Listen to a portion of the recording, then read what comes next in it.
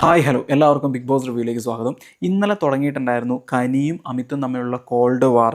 അതിനുള്ള കാരണമെന്ന് പറയുന്നത് കനി പറയുന്നുണ്ട് ഏത് സമയം അമിത്ത് പാർവതീൻ്റെ കൂടെയാണ്, പാർവതി ഇതിൽ കൂടെ പോയാലും അതിൽ കൂടെയൊക്കെ അമിത്തിനെ കാണാമെന്ന്, പണിയെടുക്കാനൊന്നും കിച്ചണിലേക്ക് വരുന്നില്ല എന്നുള്ള രീതിയിൽ സംസാരിക്കുന്നുണ്ടായിരുന്നു. എന്നിട്ട് ഇന്ന് രാവിലെയും അമിത് ലേറ്റ് ആയിട്ട് കിച്ചണിലേക്ക് വന്നപ്പം കനി ആയിക്കോട്ടെ, സാന്ദ്ര ആയിക്കോട്ടെ, ദിവ്യ ആയിക്കോട്ടെ പ്ലാൻ ചെയ്യുന്നുണ്ട് അമിത്തിന് ചെറുതായിട്ട് അങ്ങ് ആക്കാമെന്ന്. ആ ആക്കൽ കനിയാണ് അവിടെ ചെയ്തത്. കനിയനോട് ഇന്നലെ അമിത്തിനൊരു ചുരുക്കടപ്പുണ്ട്. ഇതും കൂടെ കൂട്ടി വെച്ചിട്ട് അമിത് അവിടെ പ്രൊവോക്ഡ് ആവുന്നുണ്ട്. ശരിക്കും പറഞ്ഞിട്ടുണ്ടെങ്കിൽ അവിടെ പ്രൊവോക്ഡ് ആവേണ്ട ഒരു കാര്യമില്ലായിരുന്നു, തമാശയ്ക്ക് എടുത്തു പോകേണ്ട ഒരു കാര്യമായിരുന്നു. പക്ഷേ ഇന്നലത്തെ കൂടെ ഇഷ്യൂ വെച്ചിട്ട് അമിത് ഇത് സീരിയസ് ആയിട്ട് എടുത്തു.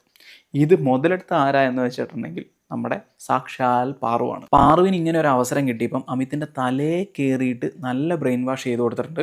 ഇതാണ് പുള്ളിക്കാരിൻ്റെ ഗെയിം എന്ന് പറയുന്നത്. നന്നായി മാനിപ്പുലേറ്റ് ചെയ്യും. എന്നിട്ട് കനി ആയിക്കോട്ടെ, വിക്രം ആയിക്കോട്ടെ, ശബരി ആയിക്കോട്ടെ, ഇവരൊക്കെ ഇങ്ങനെ ഒരു ഗ്യാങ് ആണ്, നമ്മളിങ്ങനെ എന്തെങ്കിലും ചെയ്തിട്ടുണ്ടെങ്കിൽ നമ്മളൊരു ഗ്യാങ് ആണ് എന്ന് വരുത്തി തീർക്കാൻ ഇവർ ശ്രമിക്കും എന്നുള്ള വേറൊരു തലത്തിലേക്ക് ഇതിനെ മാറ്റാൻ നമ്മുടെ പാറു ശ്രമിക്കുന്നുണ്ട്. പുള്ളിക്കാരിൻ്റെ ഗെയിമാണ് പുള്ളിക്കാരി പക്കയായിട്ട് കളിച്ചത്. അതിൻ്റെ അകത്ത് അമിത്ത് പോയി വീണു എന്ന് മാത്രമേ എനിക്ക് പറയാനുള്ളൂ. എന്നിട്ട് രാത്രിയും സാന്ദ്ര പറഞ്ഞ് മനസ്സിലാക്കാൻ നോക്കുന്നുണ്ട് ഇത് അങ്ങനെയല്ല, പുള്ളിക്കാരിൻ്റെ ടോണാണ്, പുള്ളിക്കാരി അങ്ങനെയൊന്നും ഉദ്ദേശിച്ചല്ല സംസാരിച്ചത് എന്ന്. എന്നാലും അമിത്തിന് അങ്ങോട്ട് കയറിയിട്ടില്ല എന്ന് തന്നെ തോന്നുന്നു. എനിക്ക് തോന്നുന്നത് ഇനിയും കനിയായിട്ട് ചില പ്രശ്നങ്ങൾ ഉണ്ടാവാൻ അമിത്തിന് ചാൻസ് ഉണ്ട്. അതിനുശേഷം നമ്മുടെ കനീൻ്റെ ഫാമിലിയാണ് ആദ്യം വന്നത്. കനീൻ്റെ ഫാമിലിയിലുള്ള വിജി, പുള്ളിക്കാരി ഇതിനു മുന്നേ ഒരു എക്സ് ബിഗ് ബോസ് കണ്ടസ്റ്റൻ്റ് ആണ്. പുള്ളിക്കാരി കുറച്ച് ഉപദേശമൊക്കെ കൊടുത്തിട്ടുണ്ടായിരുന്നു. ഇനി അങ്ങനെയുള്ള ഗെയിം എന്താവുമെന്നും കണ്ടറിയാം. പിന്നെ വന്നത് ശബരീൻ്റെ ഫാമിലിയാണ്. കുറച്ച് ഓർത്തഡോക്സ് ആണ് എന്ന് തോന്നുന്നു. അതുകൊണ്ട് തന്നെ അവരുടെ സ്നേഹമൊക്കെ കാണുമ്പോൾ നല്ല സന്തോഷം തോന്നിയിട്ടുണ്ടായിരുന്നു. അങ്ങനെ ഗെയിമിൻ്റെ പരമായിട്ട് അധികമൊന്നും പറഞ്ഞു കൊടുത്തിട്ടില്ല. പിന്നെ ശബരിക്ക് മര്യാദയ്ക്ക് ഗെയിം കളിക്കാൻ അറിയില്ല, അത് വേറൊരു വാസ്തവം. പിന്നെ വന്നത് ഗാനാ വിനോദിൻ്റെ ഫാമിലിയാണ്.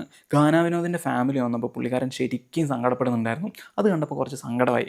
കാര്യം പുള്ളിക്കാരൻ അങ്ങനെ കണ്ടിട്ടില്ല, മേ ബി അതുകൊണ്ടായിരിക്കാം.